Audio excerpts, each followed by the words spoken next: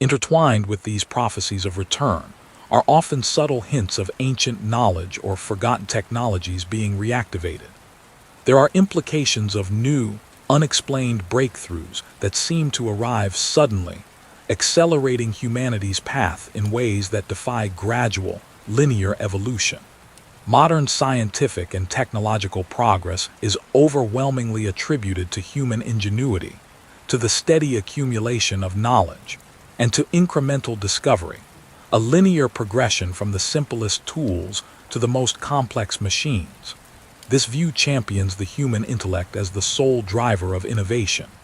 Yet, the sudden emergence of certain disruptive technologies or paradigm-shifting scientific understandings throughout history, particularly in the modern era, sometimes feels less like an evolution and more like an asterisk unveiling asterisk, a quantum leap that defies easy explanation. It suggests an external stimulus, a catalyst that provides a sudden burst of understanding. Alternative theories posit that the return of the Anunnaki might not only be preceded, but perhaps even accompanied by a reawakening of ancient technologies they left behind, technologies that humanity has either forgotten or was never meant to fully grasp on its own. Some speculate that inexplicable scientific breakthroughs, or even shifts in global consciousness, might be subtle preparations for a future intervention, guided by an unseen hand or an ancient, delivered blueprint. This reawakening could be more than just technological. It might encompass a spiritual or even genetic reprogramming, preparing humanity for a new, predetermined era. Are these sudden surges in human understanding and technological capability simply the natural progression of a clever species? Or are they subtle signs, orchestrated or influenced by a deeper, ancient intelligence preparing for its eventual reemergence? At the very core of Sumerian prophecy lies the profound concept of cycles, cosmic cycles, historical cycles, and even personal ones. These narratives suggest that all existence is part of an overarching, predictable rhythm, and that even the actions of the Anunnaki are bound by these same grand, immutable cycles. Modern historical and scientific thought, for the most part, tends to view history as linear, or at best, a series of chaotic, unpredictable events driven primarily by human agency and random chance. While certain natural cycles are acknowledged, the idea of predestined cosmic cycles governing civilizations, and certainly external interventions, is typically dismissed as deterministic mythology, incompatible with our understanding of free will and scientific inquiry. However, the Sumerian emphasis on these vast, recurring cycles, often explicitly linked to precise celestial movements and seemingly woven into the very fabric of existence, profoundly challenges our linear perception of time and destiny. It implies a universe far more ordered, far more interconnected, and perhaps far more predictable than we commonly accept. If the Anunnaki themselves operate within these cosmic cycles, then their return is not a random event, but an inevitable part of a grand design, a preordained appointment within the cosmic calendar. This cyclical worldview suggests that humanity's entire history, its sudden creation, its development, and its ultimate destiny, are all part of a larger, recurring pattern, echoing the experiences of civilizations long past and perhaps those yet to come. Understanding these ancient cycles might offer a crucial key to deciphering the timing and nature of their reemergence, connecting these profound ancient prophecies to our unfolding future. What if humanity's entire journey, from its sudden emergence into complex civilization to its prophesied future, is merely one turn of a colossal cosmic wheel, dictated by forces and beings who understand these profound, eternal cycles far better than we do?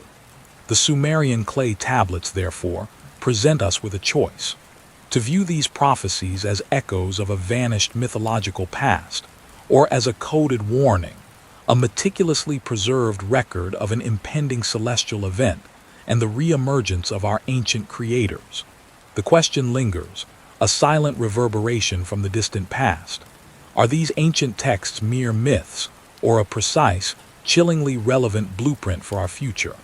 The whispers from the clay, etched in a language long silent, have guided us through a past far stranger than any myth. We've journeyed through the sudden, impossible rise of civilization, glimpsed advanced cosmic knowledge, and confronted the unsettling narrative of humanity's potential genetic genesis. Now, as the echoes of ancient prophecies grow louder, we must ask, what profound implications does the Anunnaki's potential return hold for our modern world, for science, for religion, and for our very understanding of who we are? A growing chorus of researchers, working at the fringes of accepted academia, points to a profound anomaly: the convergence of ancient Sumerian texts with a rising tide of global crises and scientific paradoxes. This confluence creates an unsettling expectation, a sense that the distant past and the unfolding future are inexorably linked. Mainstream thought, however, often dismisses these connections as mere coincidence, separate phenomena, or the product of human anxiety. Scientists categorize global climate shifts, geopolitical tensions, and even astronomical anomalies as isolated events, each with its own terrestrial or natural explanation. Religious leaders often interpret prophecies as allegories, moral guidance, or distant eschatological events, comfortably separate from the immediate present. But the consistency across disparate Sumerian tablets, the meticulous detail of their astronomical observations, and the recurring theme of intervention begin to form a cohesive pattern that becomes increasingly difficult to ignore. The feeling emerges that we are not simply observing a random series of events, but witnessing a narrative unfold, one meticulously laid out in antiquity. Could a new scientific paradigm be emerging, one that forces a radical reevaluation of established truths across every discipline? What happens when our understanding of physics, biology, and even cosmology is challenged by a history we refuse to believe? And how would the world's great religions, built on tenets of singular creation and divine providence, grapple with the literal reemergence of beings described as their very creators? The implications ripple far beyond academic debates. They touch the core of human identity and purpose, challenging the bedrock of our belief systems. How would a literal return reshape every facet of our organized knowledge and belief, from the textbooks in our schools to the sermons in our sacred halls? Building on the advanced knowledge we encountered in previous acts, the Sumerians' startling astronomical insights, their apparent grasp of genetic concepts, and their monumental engineering feats, a profound anomaly presents itself.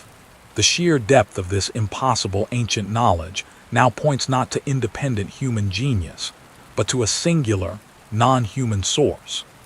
Conventional history often attributes these breakthroughs to gradual discovery, to the collective brilliance of early societies, or even to the misinterpretation of ancient symbols as more advanced than they were. But the precision of the Sumerian descriptions, particularly concerning planets unseen by the naked eye and complex orbital mechanics, challenges this comfortable narrative. The consistent recounting of the Anunnaki's role in imparting knowledge, in guiding early human development, and even in establishing the first cities, resists easy dismissal as mere mythological embellishment. The uniformity of these narratives across numerous tablets, describing a cohesive story of origins and purpose, begins to look less like disparate fictions and more like fragments of a single, grand historical record. This accumulated, lost history, if interpreted literally, paints a picture of deliberate, sophisticated intervention, a carefully orchestrated project spanning millennia, rather than an accidental byproduct of human evolution. Some researchers suggest that the Anunnaki's intentions, hinted at in the ancient clay, were complex, perhaps neither purely benevolent nor inherently malevolent, but driven by their own needs and designs, much like any advanced civilization encountering a less developed one. If these texts reveal a lost history of our very inception, What other truths remain hidden within the cuneiform? What does this revelation imply about the true, perhaps still unfolding, intentions behind our creation and development as a species? This leads to another profound anomaly: the sudden, rapid ascent of Homo sapiens, an evolutionary leap that still baffles mainstream science. Coupled with the persistent enigma of junk DNA within our genetic code and unexplained accelerations in human cognitive development, the narrative of a purely natural, gradual evolution appears increasingly strained. The prevailing scientific theory states that natural selection, random mutation, and environmental pressures alone drove human evolution, with genetic commonalities across species being the clear result of shared ancestry on Earth. Yet the striking missing links in humanity's rapid cognitive and technological development, the sudden appearance of complex language and abstract thought, remain a puzzle. When viewed through the lens of Sumerian narratives, which speak of the Anunnaki's direct involvement in the creation of humanity through a process akin to genetic engineering, a different trajectory emerges. Could our DNA, the very blueprint of our existence, carry the indelible signatures of an engineered origin? Some alternative theories propose that humanity's genetic code might contain dormant sequences, an Anunnaki code, waiting to be activated or reawakened by specific celestial alignments or environmental shifts. This suggests that humanity itself might be a living artifact, a testament to an ancient, advanced genetic artistry, rather than solely a product of Earth's own slow evolutionary processes. What if the very core of our being, our genetic identity, holds the undeniable key to our cosmic lineage, a silent testament to a connection with the stars from which our ancestors were said to have come? The implications of such a revelation extend to the very foundations of our historical understanding, prompting a necessary paradigm shift. The re-evaluation of ancient Sumerian narratives from mere mythology to potential historical records of a species' genesis. For generations, academia has comfortably categorized these intricate stories of gods, creation, and celestial visitors as allegorical tales, symbolic narratives, or primitive attempts to explain natural phenomena through cultural lenses. They held it was believed, cultural and spiritual truth, but not factual, historical weight.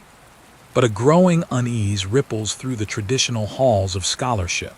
The literal interpretations offered by some independent researchers, those who dare to step beyond conventional boundaries, connect these ancient texts with startling accuracy to real-world astronomical observations, to specific geological events, and even, as we've explored, to modern genetic understanding.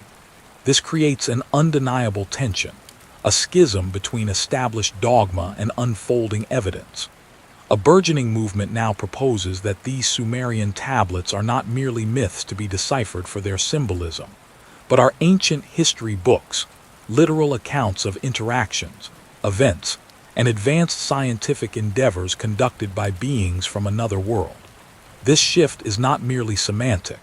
It fundamentally redefines the role of ancient history and archaeology, transforming them from disciplines primarily focused on human ingenuity to potential avenues for unraveling a cosmic origin story. If these ancient stories are indeed historical records, literal accounts of our origins, what profound implications does this have for how we understand the entire sweep of human history, the validity of our religious institutions, and our place in the vast, silent universe? This profound reevaluation leads to an inescapable realization.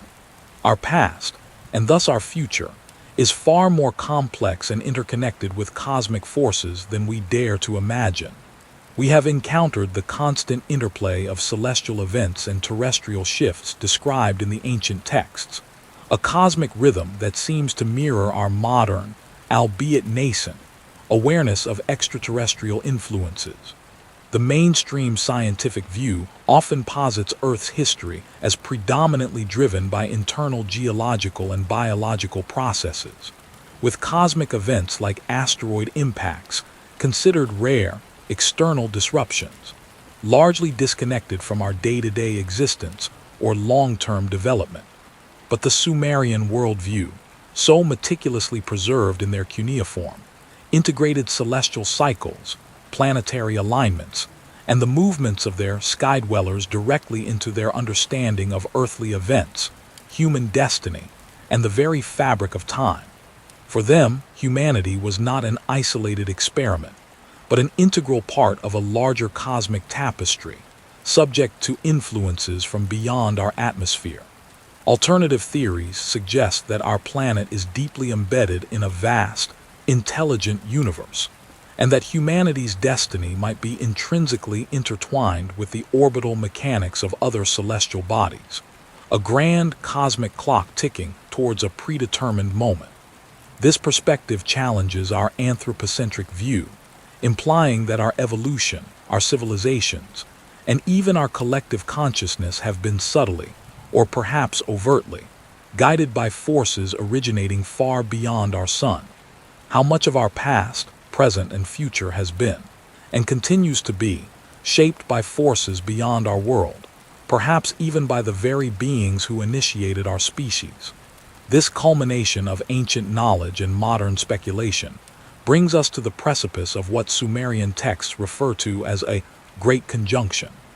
This term, imbued with a powerful sense of impending destiny, describes a potential convergence of ancient prophecy and future reality, an event that could forever alter humanity's place in the cosmos. The chilling resonance between these ancient prophecies of return or significant celestial events and a growing sense of anticipation, even foreboding in modern times, is a profound anomaly. Mainstream interpretations often categorize such predictions as mere eschatological narratives, projections of human anxieties about the future, or perhaps even self-fulfilling prophecies born from collective belief.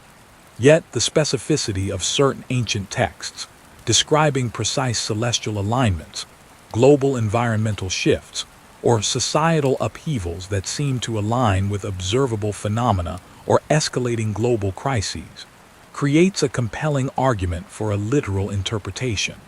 Some alternative theories propose that this great conjunction might be a literal convergence of cosmic cycles, perhaps intrinsically linked to the long-awaited return of Nibiru to our inner solar system.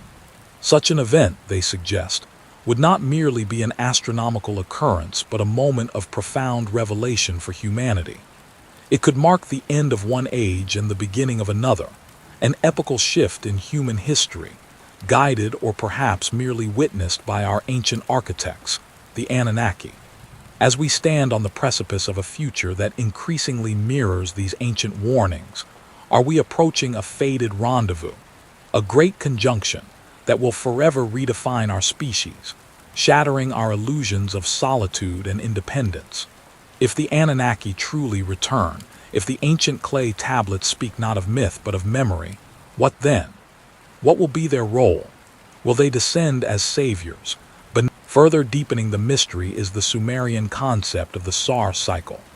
This unit of time, equal to 3,600 years, appears throughout Sumerian texts, often linked to significant events or the reigns of their early, impossibly long-lived kings. While some scholars interpret the Sar merely as a high numerical value or a lunar-based cycle, others speculate on its astronomical significance. If Nibiru truly exists with a vast elliptical orbit, a Sar could potentially represent a measure directly related to its orbital period, or a significant fraction thereof. This would mean that Sumerian timekeeping was not merely tracking Earth's journey around the sun, but potentially charting a much grander, slower cosmic rhythm, one tied to the movements of a distant, unseen world. It would imply a level of observational sophistication, or, more likely, an inherited knowledge that is truly astounding. If we allow ourselves to entertain these possibilities, the implications are profound. It suggests that the Sumerians did not slowly evolve their understanding of the cosmos through trial and error, but rather that they began with an incredibly advanced, almost fully formed astronomical framework. It hints at a different kind of golden age of knowledge, one that predates our historical records and challenges our linear view of scientific progress. How did a civilization over 5,000 years ago possess such intricate cosmic understanding, extending far beyond the limits of their perceived technology? Were their precise calendars, their knowledge of precession, and their descriptions of invisible planets simply products of ancient genius? Or were they echoes of a celestial blueprint, delivered by those who knew the heavens intimately? The question remains, was this a human achievement or a legacy from the stars, guiding humanity from its very inception? And if so, what greater purpose did this knowledge serve for the Anunnaki and for humanity itself? Our journey through Sumerian wisdom has illuminated a startling celestial knowledge, maps of the cosmos drawn with impossible precision, hinting at a source of insight far beyond the grasp of ancient observation. But if such profound understanding was imparted, what was the true intention behind this cosmic gift? What was humanity's role, if any, in this ancient, epic narrative? The deepest secrets of our existence, the very origins of humanity, are etched into the Sumerian clay. These ancient texts, surprisingly detailed and disturbingly specific, tell a story that challenges everything we believe about ourselves. They describe the creation of humankind, not as an act of divine inspiration for worship, but for a far more practical and perhaps unsettling purpose: to serve the Anunnaki, to perform their drudgery, specifically to mine gold. The most compelling of these narratives centers around the figure of Adamu, often presented as the first primitive worker, fashioned by the Anunnaki gods themselves. Mainstream historical and theological interpretations readily dismiss these accounts as mere religious allegories, symbolic narratives designed to explain humanity's place in the world through the lens of early polytheism. They suggest these tales are culturally specific myths, imaginative explanations for natural phenomena and societal structures, reflecting the nascent spiritual beliefs of an ancient people attempting to grasp their own genesis in a world of powerful, unseen forces.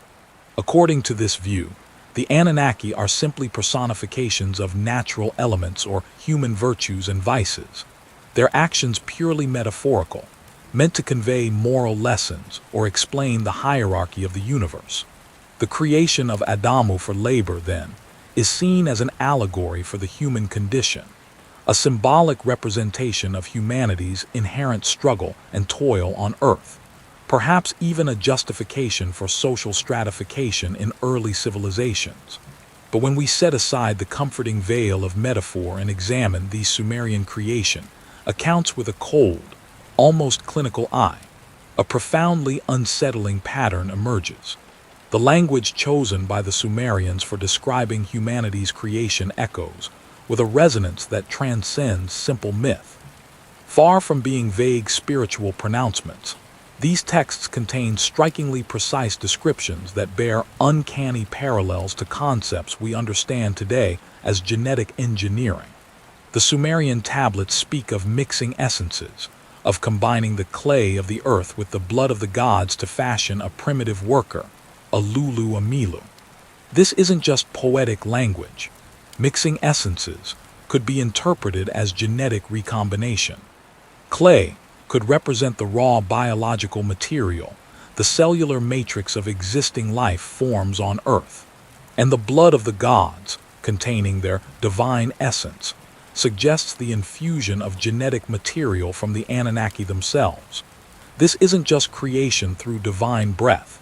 It's creation through a specific, almost laboratory-like process, with distinct components and a clear methodology. The outcome wasn't a perfect, sentient being, but a primitive worker, a creature explicitly designed for labor, seemingly lacking the full faculties of its creators, yet possessing enough intelligence and capacity to perform the tasks required. Alternative theories, often considered on the fringe, suggests that the Anunnaki were not mythical deities but advanced beings, ancient geneticists who, faced with a pressing need, engineered Homo sapiens for a specific purpose. Humanity, in this radical interpretation, was not an accidental evolutionary marvel, nor purely the product of divine love, but a bioengineered workforce, meticulously crafted to extract the resources these off-world visitors required. The concept of creating life forms for specific tasks is commonplace in our own contemporary scientific discussions, from designer crops to genetically modified organisms. Could these ancient texts be the literal record of humanity's true origin, not a spiritual awakening, but a sophisticated scientific experiment? Was our species born in a primordial laboratory, a hybrid designed for the mines and fields of Earth, serving a cosmic purpose we are only now beginning to fathom? This leads us to another profound enigma found in the archaeological record: the inexplicable, ancient drive for gold. Across the globe, from the earliest periods of known human activity, we find evidence of vast, sophisticated mining operations. These weren't just small-scale ventures for decorative trinkets. Some sites, like those in the ancient gold belt of southern Africa, reveal networks of shafts and tunnels dating back tens of thousands of years, predating widely accepted timelines for organized mining, and even the general utility of gold for human needs beyond mere adornment. The effort and resources invested in extracting this shiny, malleable metal seem disproportionate to its perceived value or practical application for early hunter-gatherer, or even early agricultural societies. The mainstream explanation acknowledges gold's aesthetic appeal and its use in ancient cultures for jewelry, status symbols, and religious artifacts. It was beautiful, rare, and durable, naturally making it a coveted material for those in power, or for objects meant to last eternally. The gradual development of metallurgy and mining techniques is presented as a natural progression of human ingenuity, driven by desire and evolving technology. The scale of ancient mining, while impressive, is understood within the context of increasing societal complexity and the emergence of specialized labor. But there's a significant problem with this comfortable narrative: the sheer scale and antiquity of some of these gold mining operations, especially in regions like southern Africa, where evidence suggests activity dating back over 100,000 years, seem to defy a purely human-centric explanation. Why would Homo sapiens, supposedly still in their primitive stages of development, invest such monumental effort and acquire such advanced techniques to extract a metal they had little practical use for, long before the invention of coinage or sophisticated electronics? What compelled them to delve deep into the earth, facing immense danger, for something that offered no sustenance, no defense, no immediate technological advantage? The energy expenditure, the organization required, the very asterisk motivation for such immense endeavors, remain largely unexplained by conventional history. Alternative theories, building on the Sumerian narratives, offer a startling explanation. The Anunnaki needed gold. Zecharia Sitchin, whose controversial translations we have referenced before, proposed that the Anunnaki required gold to repair their own planet Nibiru's atmosphere, using it as a finely dispersed shield in their upper atmosphere to ward off solar radiation. If this theory holds even a shred of truth, then humanity's creation for drudgery takes on an entirely new and very specific meaning. We were engineered not just to mine, but to mine gold specifically for the Anunnaki's survival. This shifts the ancient drive for gold from a human desire to a cosmic imperative, explaining the advanced mining operations and the urgency implied in the Sumerian creation myths. Gold, in this context, wasn't a luxury item for adornment, but a critical resource, a life-sustaining element for our alleged creators. This makes humanity an unwitting instrument in an extraterrestrial survival strategy. And within this profound narrative of engineered creation, we encounter the intriguing enigma of Lulu Amilu. This specific Sumerian term, often translated as primitive worker or one who was mixed, describes the initial version of humanity. The texts detail how the goddess Ninti, under the guidance of Enki, used clay mixed with the blood and essence of a slain god to fashion this being. The purpose of Lulu Amilu was clear: to take over the arduous labor that the Anunnaki themselves had grown tired of performing.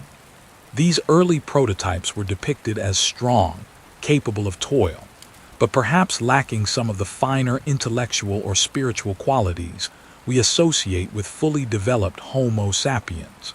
The conventional interpretation views Lulu Amilu as a symbolic representation of humanity's initial, more beast-like state, a reflection of the earthiness of our origins before receiving the divine spark.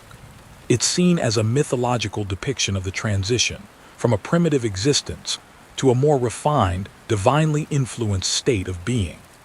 The mixing and the blood of the gods are understood as symbolic acts conferring life and some measure of divinity, but not in a literal, biological sense.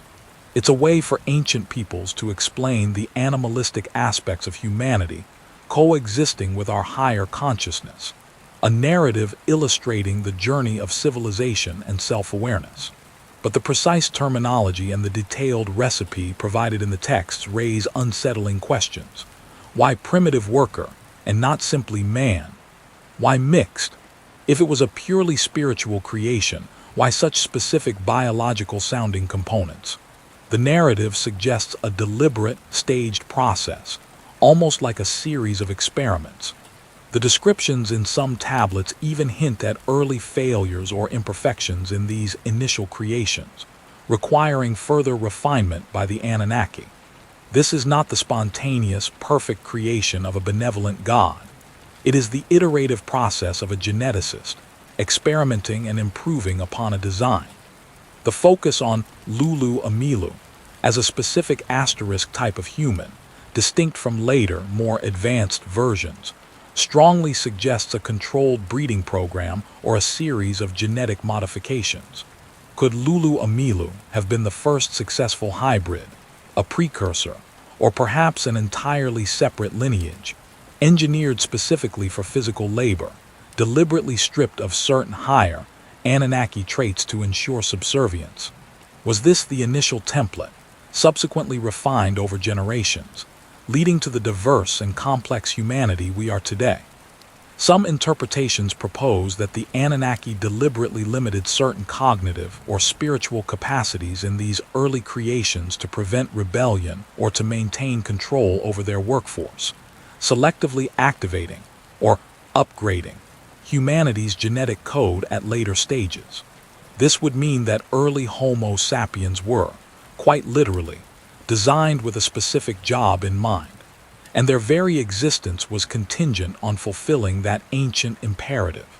These Sumerian accounts force us to confront a monumental and deeply unsettling question about our very identity. Are we the culmination of millions of years of natural selection, a testament to the random beauty of evolution? Are we the cherished product of divine will, imbued with a soul by a loving creator? Or, far more radically, are we the result of an ancient, sophisticated genetic experiment, a meticulously designed workforce, brought into being by beings from another world to serve a purpose that remains hidden in the deepest layers of our collective, forgotten history? The answer, if ever truly revealed, would shatter our understanding of humanity's place in the cosmos, forever redefining our past and undeniably shaping our future. The whispers from the ancient clay grow more insistent, more intriguing, as we delve deeper into the narratives etched by the Sumerians. Beyond the stories of our creation, beyond the astonishing celestial charts, these texts contain something far more provocative: narratives of return. They speak not just of the Anunnaki's initial arrival, their momentous intervention, and their eventual departure, but also of a future reemergence. These are the echoes of prophecy, hinting at a great conjunction and the profound implication of their eventual return to Earth. In the vast library of Sumerian tablets, scattered amidst historical accounts and epic poems, are curious passages describing not merely a singular visit but cyclical visitations and subsequent departures of these sky-dwellers. These are not static myths but dynamic narratives, suggesting a rhythm of presence and absence, almost as if adhering to a schedule. Scholars, in their conventional interpretations, often categorize these accounts as mere mythological cycles.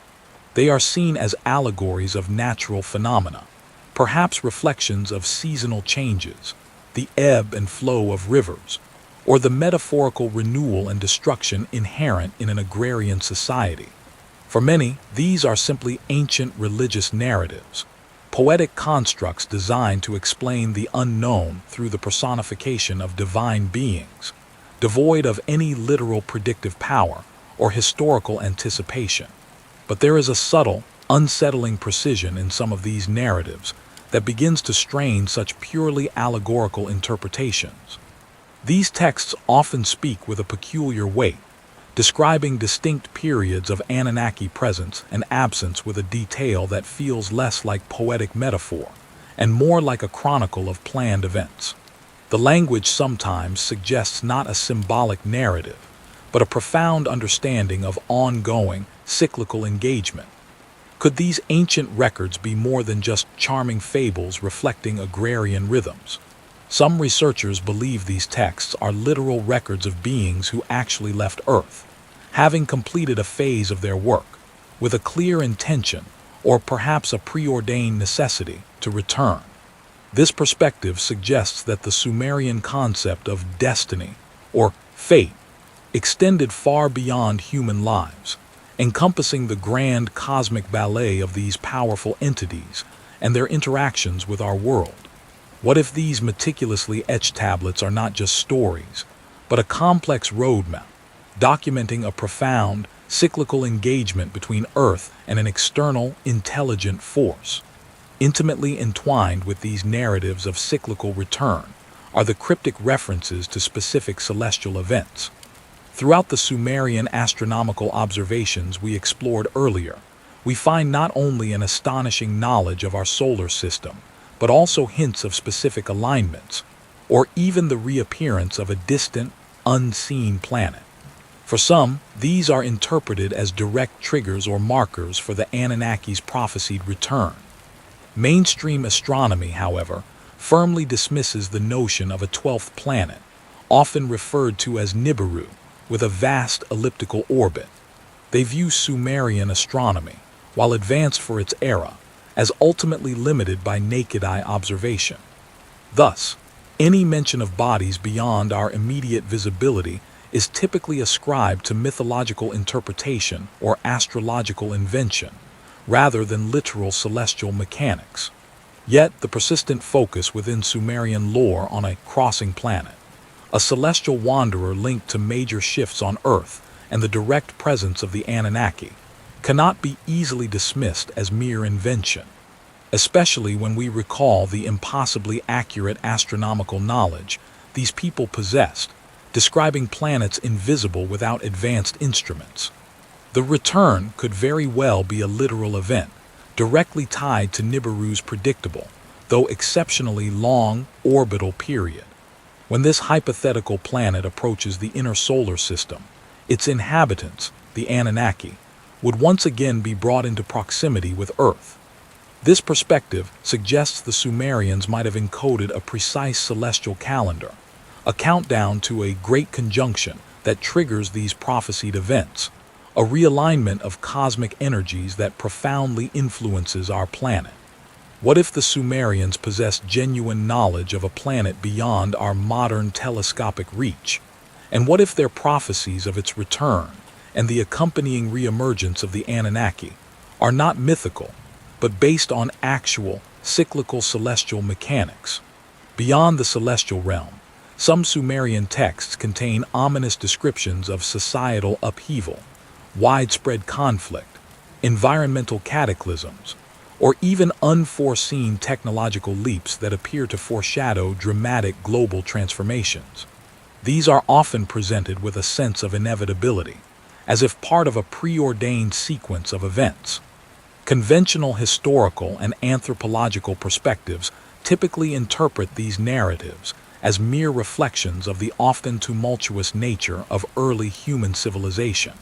Constant warfare between burgeoning city-states, devastating floods common to the Mesopotamian plains, and the natural struggles inherent in nascent societies would naturally give rise to such stories of chaos and renewal. These are seen as localized events, generalized and immortalized in myth.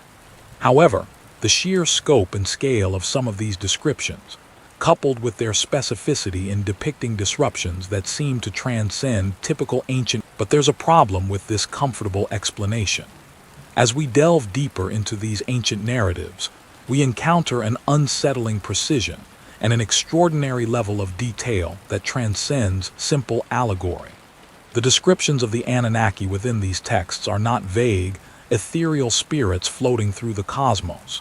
Instead, they portray beings with strikingly physical attributes, complex motivations, and crucially, what appear to be advanced technologies.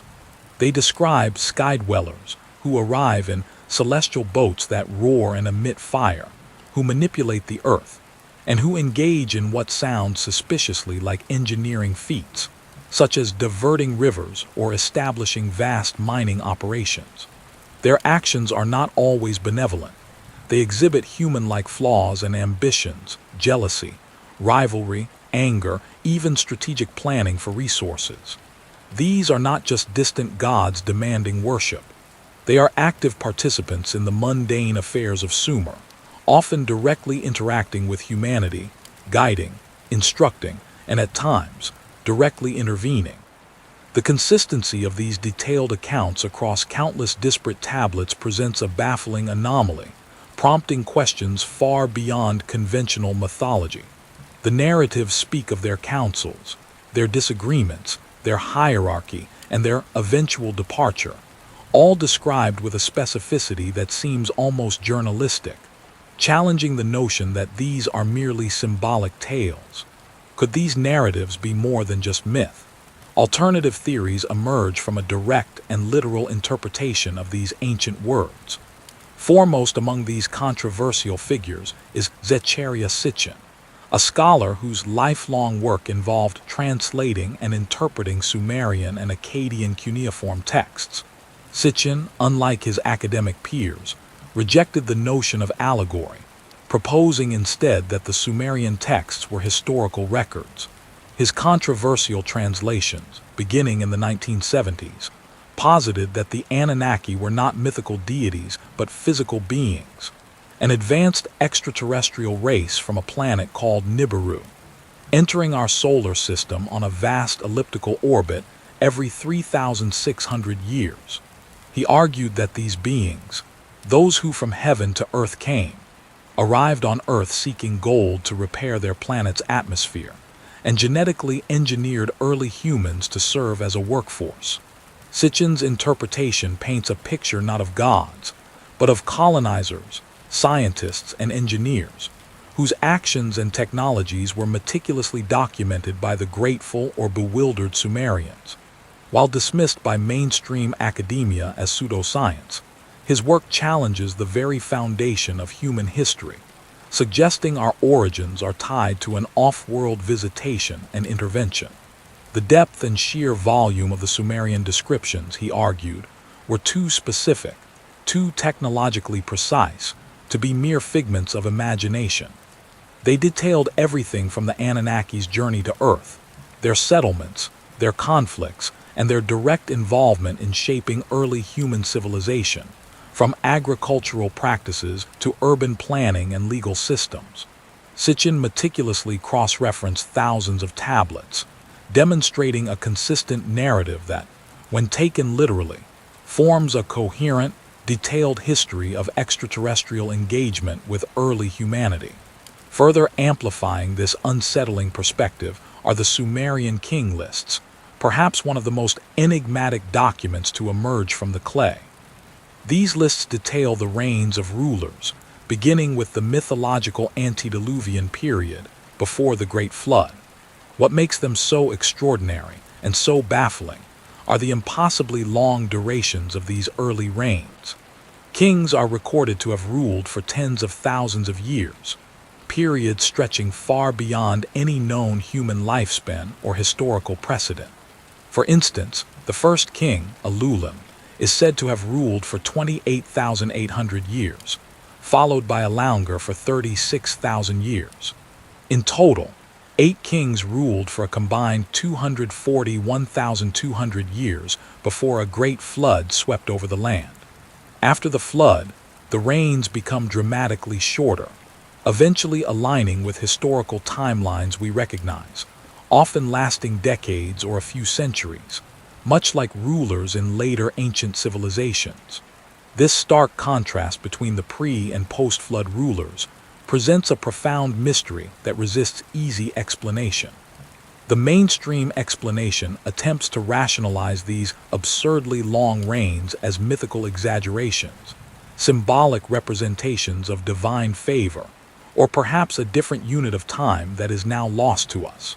They suggest that these early sections of the king lists are purely mythological, intended to bestow legitimacy and divine origin upon later, historically verifiable rulers.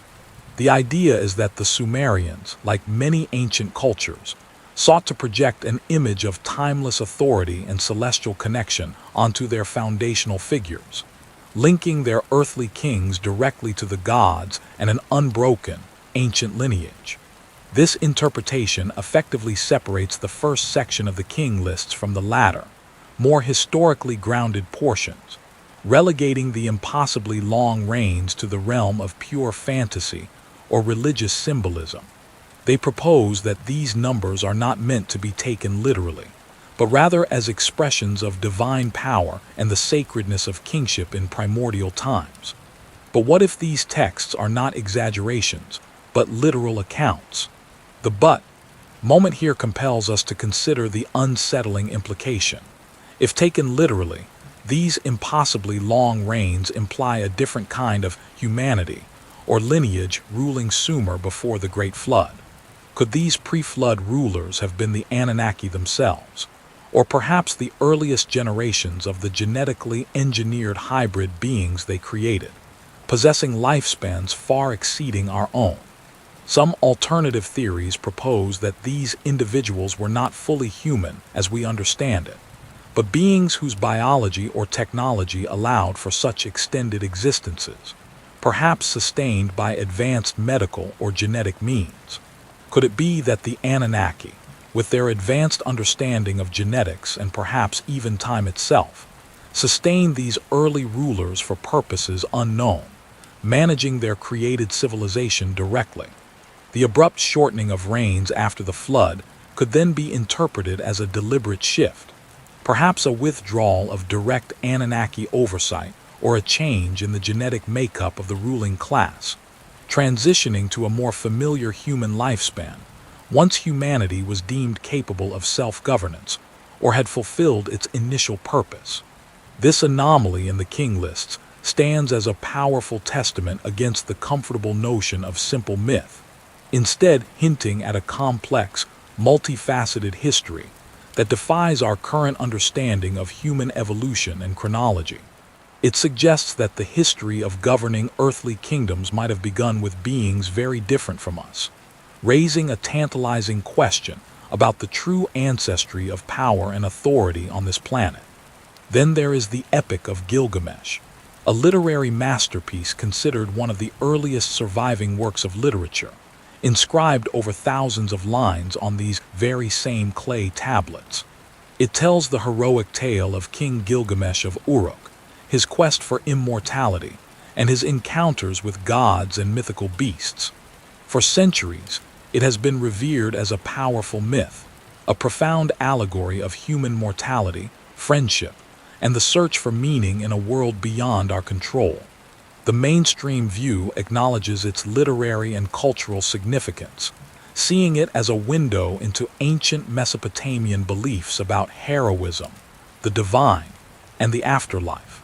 Scholars praise its poetic beauty and its universal themes, placing it alongside Homer's epics as a foundational text of human civilization, a product of human creativity and spiritual inquiry. It is seen as a fictional narrative, albeit one deeply imbued with the religious and philosophical ideas of its time, providing insight into the psychological landscape of early humanity. But upon closer inspection, the Epic of Gilgamesh, much like the King lists, possesses an eerie resonance that pushes it beyond mere fiction. The encounters Gilgamesh has are not with abstract deities, but with powerful, non-human entities who possess distinct personalities, motivations, and, again, capabilities that defy human understanding. His friendship with Enkidu, a wild man created by the gods, and his journey to find Utnapishtim, the immortal survivor of the Great Flood, are replete with details that some researchers interpret as potential historical records of interactions with advanced beings. Utnapishtim himself, who recounts the story of the flood, details specific instructions received from the gods on how to build an ark and the precise nature of the coming catastrophe. These are not vague divine pronouncements. They are technical instructions, warnings from entities with foreknowledge and the power to influence events on a global scale. The description of Gilgamesh's journey, his crossing of forbidden waters, and his eventual reaching of Utnapishtim's remote dwelling are recounted with a geographical and narrative consistency that feels less like a fantastical journey and more like a detailed expedition to a known, albeit restricted, location. Could the Epic of Gilgamesh, therefore, be more than just an allegorical poem? Alternative theories suggest it might be a semi-historical account, a meticulously preserved record of real interactions between early human kings and the Anunnaki. Some interpretations suggest Gilgamesh's journey to the cedar forest, his battles, and his ultimate failure to achieve immortality are reflections of a species coming to terms with its limitations imposed by its creators. The divine beings, or Anunnaki, in this epic are not benevolent, all-powerful gods, but often manipulative, flawed, and even vengeful entities who dictate the fate of humanity. Their interventions seem less about spiritual guidance and more about maintaining control, extracting resources, or conducting experiments. What if the flood narrative within Gilgamesh, mirroring other ancient flood stories found globally, is not a shared myth but a shared memory of a global cataclysm, perhaps instigated or permitted by the Anunnaki? This would elevate the epic from mere fable to a chilling chronicle of humanity's formative years under the watchful, and sometimes oppressive, gaze of non-human intelligence, a story of an ancient struggle for freedom and knowledge against powerful overseers. These whispers from the clay, etched thousands of years ago, present us with a profound enigma. Are these stories just ancient fiction, the imaginative tales of early man struggling to comprehend their existence? Or are they, as some dare to suggest, meticulously etched historical records, a detailed account of our origins and our ancient overseers, awaiting a literal interpretation that could shatter our understanding of human history and our place in the cosmos? The tablets themselves remain silent, their cryptic symbols holding answers that mainstream science is reluctant to acknowledge.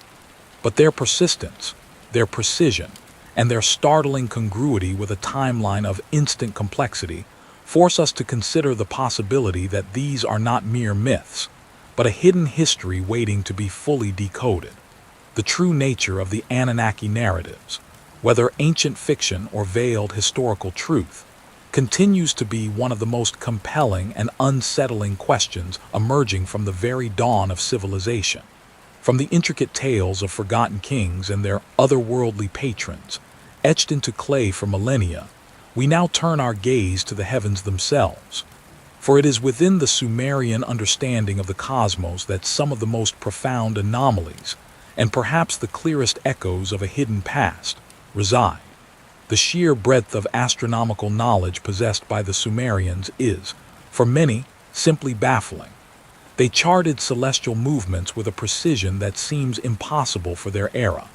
Their calendars were remarkably accurate, aligning with the solstices and equinoxes, demonstrating an advanced grasp of Earth's orbital mechanics.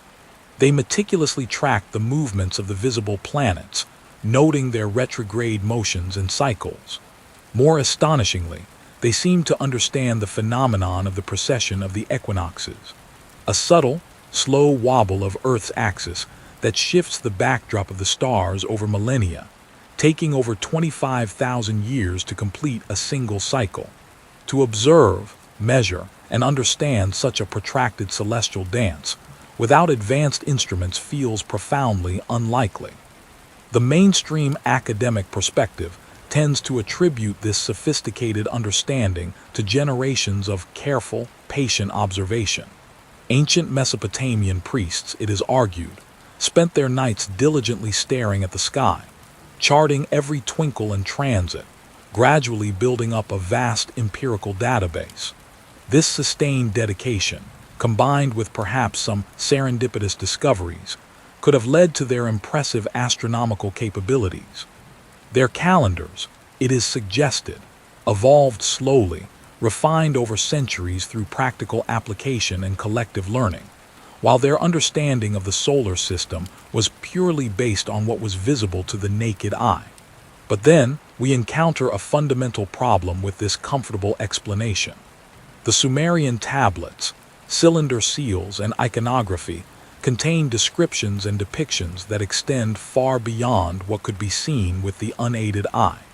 They speak not just of the moon, Mercury, Venus, Mars, Jupiter, and Saturn, but also, disturbingly, of planets further out in our solar system, planets like Uranus and Neptune, which were not officially discovered by modern science until 1781 and 1846, respectively, with the aid of powerful telescopes. How could a civilization living over 5,000 years ago possess such intimate knowledge of celestial bodies that are essentially invisible to the human eye? This startling discrepancy compels us to consider alternative theories. Could this knowledge have been purely intuitive, a profound spiritual insight perhaps? Or, more controversially, was it information imparted to them? Some researchers propose that the sky-dwellers themselves, the Anunnaki, shared their cosmic understanding. If they were indeed beings who, from heaven to earth came, their own celestial navigation and knowledge of the solar system would have been paramount. It is plausible that they would have given humanity a more complete picture of the cosmic neighborhood, a kind of celestial blueprint, rather than expecting them to painstakingly rediscover it over millennia. The precision of the Sumerian descriptions, in some cases, even matches the characteristics of these outer planets, their colors, and relative sizes, with an uncanny accuracy that defies mere speculation or allegorical interpretation. Yet, the most provocative and fiercely debated aspect of Sumerian astronomy centers around a supposed 12th planet. Beyond their descriptions of Uranus and Neptune, some Sumerian texts and iconography, particularly those interpreted by controversial scholars at Sitchin, refer to a celestial body called Nibiru. This planet of the crossing, or planet of kings, is described as having a vast, elliptical orbit that periodically brings it into our inner solar system, an orbit so immense that it would take thousands of Earth years to complete a single cycle. Mainstream astronomy categorically dismisses the existence of such a planet within our solar system, citing a lack of observational evidence. They argue that Nibiru is a mythical construct, a celestial deity, or perhaps a misinterpretation of planetary conjunctions or visible comets. The very concept challenges fundamental tenets of modern astrophysics. But the persistent narrative of Nibiru is not easily dismissed as mere myth, especially when viewed through the lens of other Sumerian anomalies. Its existence is intrinsically linked to the Anunnaki themselves, often identified as their home world. The texts suggest that the Anunnaki arrived on Earth from Nibiru during one of its periodic close approaches. The detailed descriptions of this planet, its orbit, and its role in the Sumerian cosmogony feel too specific, too interwoven with the fabric of their history to be dismissed as simple allegory. If the Anunnaki were indeed extraterrestrial, then their planet of origin would, by definition, be beyond Earth, and its journey through space would define their cyclical visits. Could the Sumerian accounts be a direct recounting of their cosmic journey, charting not just Earth's solar system, but also the path of a visitor? Ancient Sumerian iconography often reinforces this idea of cosmic connection. Cylinder seals, for example, depict our solar system with what appears to be a sun at the center, surrounded by planets, including those that are invisible to the naked eye, and often an additional body positioned as a 12th member. These celestial diagrams are frequently accompanied by winged beings, sometimes shown with advanced instrumentation or symbols that suggest flight and cosmic navigation. These are not crude drawings. They are intricate, detailed representations that seem to convey a sophisticated understanding of orbital mechanics and the true scale of our solar system.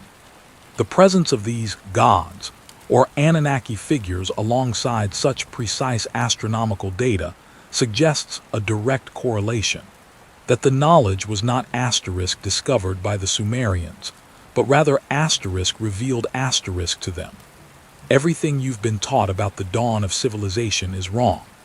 The comfortable lie whispers of a slow, gradual ascent for humanity, a patient climb from primitive tribes to settled villages, culminating in the hesitant emergence of our first cities after millennia of trial and error. We are told of incremental steps, of ideas slowly refined, technologies painfully wrought from the earth. But the deepest trenches of history, etched in the very clay of ancient Mesopotamia, scream a different story. They tell us that human civilization didn't evolve at all. It simply appeared. Suddenly, out of the primordial mists, intricate cities blossomed, not as crude collections of huts, but as monumental, fully planned metropolises. Sophisticated law, advanced astronomy, and the miracle of cuneiform writing, all present from virtually day one, perfectly functional, impossibly complex. It is as if a monumental blueprint for civilization was delivered, fully formed, not painstakingly discovered. This impossible complexity, this sudden manifestation, hints at an external catalyst, a forgotten source of knowledge. Something truly unsettling awaits, something that forces us to question the very foundation of our existence. Consider the earliest glimmerings of Sumerian civilization, an anomaly that continues to baffle historians and archaeologists alike. In the Fertile Crescent between the Tigris and Euphrates rivers, sites like Uruk and Eridu rise from the desert floor, not as simple settlements, but as staggeringly complex urban centers from their very inception. Here lies the anomaly. These were not mere villages that gradually expanded over centuries. We uncover evidence of meticulously planned temples, public works, and administrative structures in the deepest, most ancient layers. They suggest a level of organization, foresight, and architectural prowess that seems impossibly advanced for a society, supposedly just emerging from a hunter-gatherer existence. The mainstream academic view posits that these early Sumerian cities developed organically, driven by agricultural surpluses and the natural consolidation of populations. This theory suggests a logical progression. More food leads to more people, who then require more complex social structures, eventually leading to urbanization. It's a comfortable, linear narrative that fits neatly into our understanding of human ingenuity and gradual development.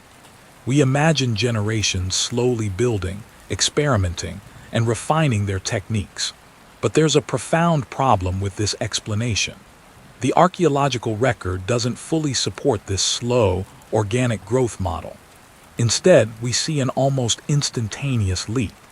The earliest phases of these cities, often dated to the Ubaid and early Uruk periods, already exhibit hallmarks of monumental architecture, centralized religious authority, and specialized labor on a scale that defies a gradual, self-taught evolution.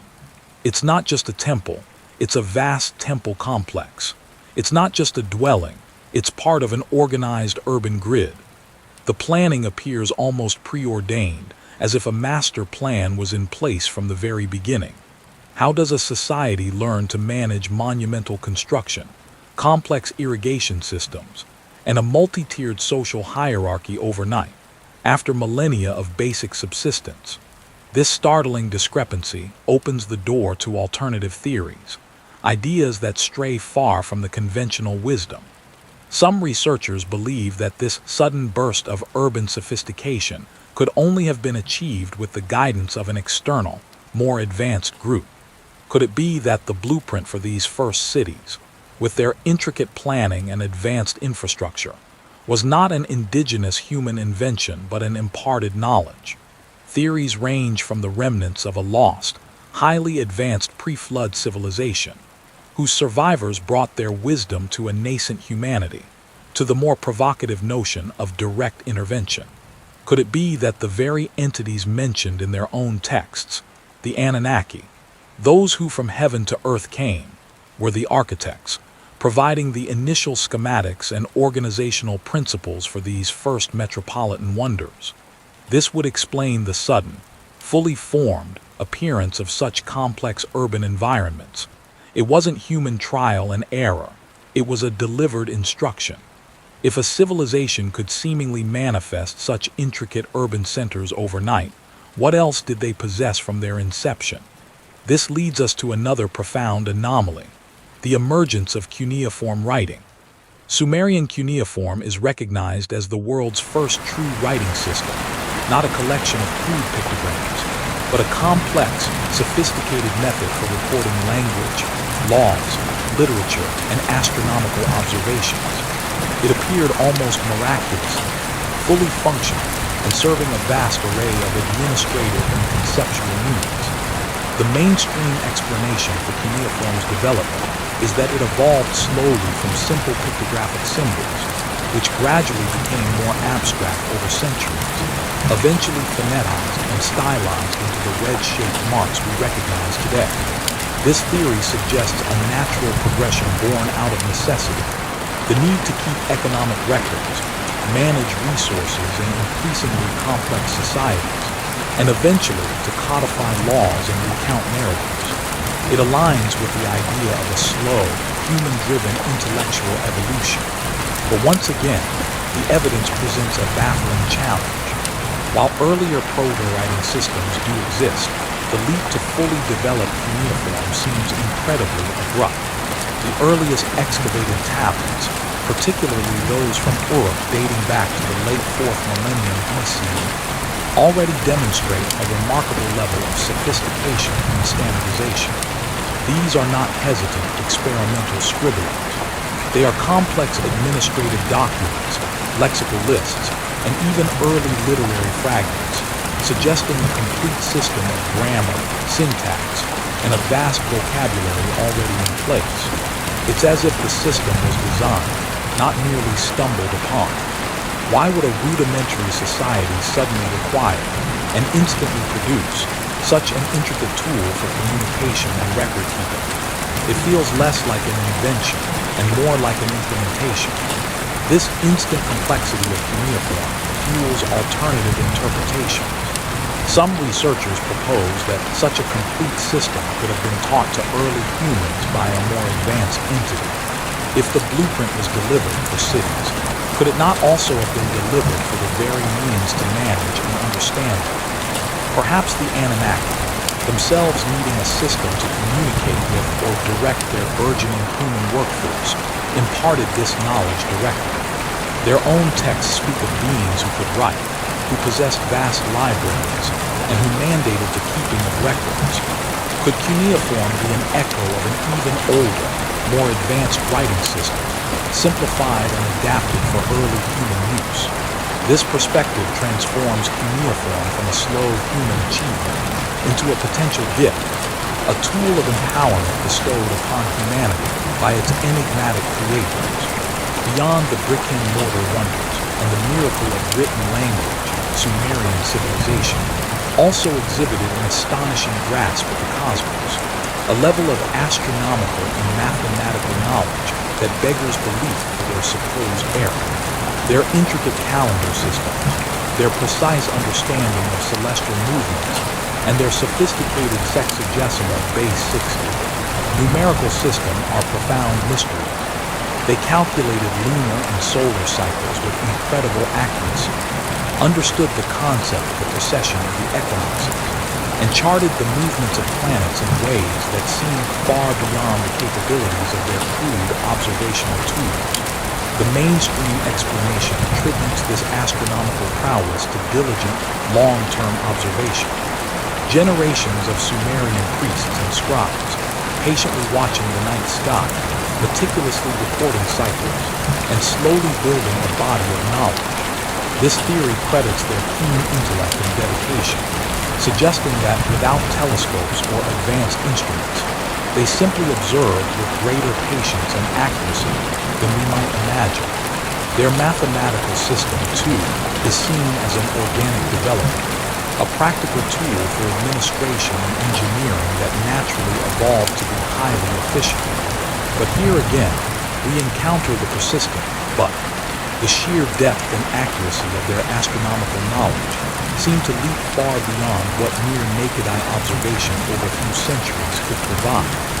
How could they discern the 26,000-year cycle of the precession of the equinoxes, a phenomenon that requires observation over millennia to confirm, or knowledge of the precise orbits of planets like Jupiter and Saturn? Moreover, their mathematical system, base 60, is inherently complex and sophisticated, appearing fully functional from its earliest applications, not as a messy precursor to a more refined system. It seems too perfect, too complete, to be a spontaneous invention of a nascent civilization. The presence of sophisticated astronomical charts and star catalogs in their records challenges the notion of a simple observational past. This profound mystery fuels alternative theories, connecting directly to the implications of intervention. Could the Anunnaki, those who from heaven to earth came, have brought this knowledge with them? If they hailed from another planet, as Sumerian texts hint, they would undoubtedly possess a far superior understanding of celestial mechanics. Their astronomical insights could have been directly imparted to their human protégés, teaching them about the solar system, planetary movements, and even the existence of other celestial bodies. The very concept of Nibiru, a rumored 12th planet in Sumerian cosmology, invisible to the naked eye, suggests an origin point for this knowledge that transcends terrestrial observation. Their mathematics, too, could have been a simplified version of a more advanced system used by the Anunnaki themselves, perfectly suited for the complex tasks they assign to humanity. Ultimately, this brings us to the most profound anomaly of all, the sophisticated legal, governance, and social structures that were deeply embedded in Sumerian society from its earliest days. We find evidence of intricate bureaucracies, specialized professions, scribes, metallurgists, farmers, priests, soldiers, and surprisingly advanced legal codes, such as the Code of Ur-Nammu, predating Hammurabi by centuries. These codes lay out principles of justice, property rights, family law, and economic regulation with remarkable clarity and foresight. This wasn't a society stumbling through social organization. It was a society built on meticulously defined principles. The mainstream perspective views these developments as a natural consequence of increasing social complexity. As populations grew and interactions became more intricate, the need for rules, governance, and specialized roles became apparent. Early leaders, through trial and error, would have established these structures to maintain order and efficiency, gradually refining them over time. This narrative again suggests a slow, organic, human-driven evolution of societal norms and organization. But the but persists. The sheer sophistication and completeness of these structures at such an early stage are baffling. The Code of Ur-Nammu, for instance, isn't a collection of rudimentary directives. It's a comprehensive legal framework. The division of labor, the hierarchical structure of priesthoods and kingships, and the mechanisms for resource distribution all appear to be highly organized from their initial appearance. This suggests a pre-existing model, a design principle rather than an emergent chaos. It implies that these were not merely reactions to societal problems, but fundamental components of a pre-planned societal architecture. How did a nascent civilization, without prior examples, institute such complex systems of governance and law with such efficiency and apparent wisdom?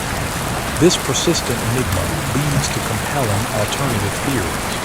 Could this societal structure have been designed and imposed by an external, more advanced group, the Anunnaki? Their own texts describe them as rulers, kings, and judges who established order, delegated responsibilities, and even created humanity for a specific purpose. If the Anunnaki were indeed those who from heaven to earth came, acting as overseers or even direct administrators in early Sumer, then the sudden appearance of such a sophisticated societal blueprint becomes entirely understandable. They would have brought with them an established understanding of governance, social organization, and legal principles, implementing them in their newly founded human civilizations. Humanity was not merely forming its own society. It was being shaped by powerful, external forces according to a divine or alien plan. The profound enigma of Sumer's origins and its instant advancement reverberates through every facet of its existence. Its cities, its writing, its science, and its social order. Everything points not to a slow climb, but to a sudden emergence, a fully formed complexity that defies our conventional understanding of history. It's as if, in the blink of an eye, humanity was handed the keys to civilization, not having to forge them itself. This impossible leap, this sudden manifestation, forces us to confront the uncomfortable truth that our history is far stranger, and perhaps far more ancient than we dare to imagine. This leads us inevitably to the very beings the Sumerians themselves spoke of, the Anunnaki, those who from heaven to earth came as potential architects of this bewildering dawn. What secrets did they etch into the clay? And what do their narratives truly tell us about their role in humanity's profound and mysterious genesis? The blueprint, delivered and not discovered, left an indelible mark on the landscape of ancient Sumer. But the most profound legacy, the clearest echo of those who from heaven to earth came, lies not in monumental ziggurats or intricate city plans, but in the millions of clay tablets unearthed from the desert sands. These fragile pieces of history, meticulously inscribed with the wedge-shaped symbols of cuneiform, whisper narratives that challenge everything we thought we knew about our past. Hidden within the vast and complex library of Sumerian cuneiform tablets, a window into an ancient world opens before us. Archaeologists and linguists have spent centuries deciphering these texts, unearthing epic poems, administrative records, legal codes, and hymns to deities. These countless fragments of baked clay represent the very first written language, a staggering achievement of human intellect that, like Sumerian civilization itself, seemed to emerge with an unprecedented level of sophistication. This ancient library, spanning millennia, provides an intricate tapestry of Sumerian life, belief, and cosmological understanding, preserved in a format designed to outlast empires. Each tablet, a tiny portal to antiquity, offers a glimpse into a society remarkably advanced for its supposed era, demonstrating complex social structures, sophisticated legal systems, and a profound engagement with their surrounding world and the celestial sphere above. The sheer volume and consistency of these records, unearthed from sites across ancient Mesopotamia, underscore their foundational importance to Sumerian identity and worldview. The mainstream interpretation, widely accepted in academic circles, posits that these texts are merely myths, allegories born from the early human struggle to understand the natural world. They are seen as the foundational religious narratives of a nascent civilization, tales of powerful, often capricious gods reflecting humanity's hopes and fears, their triumphs and their failings. Scholars believe these stories, like the Greek and Roman myths that would follow millennia later, serve to explain the inexplicable, to codify societal norms, and to provide comfort in an uncertain world. The Anunnaki in this view are simply personifications of natural forces or abstract concepts, metaphorical deities born from the human imagination. They represent the sun, the moon, the storm, or the fertile earth, providing a religious framework for a developing society. In this context, the detailed descriptions of their deeds are seen as poetic embellishments, designed to impress and inspire awe in their worshippers, rather than literal records of historical events or physical beings. This interpretation places the Sumerian narratives firmly within the realm of ancient theology, devoid of any literal historical or scientific content beyond the metaphorical.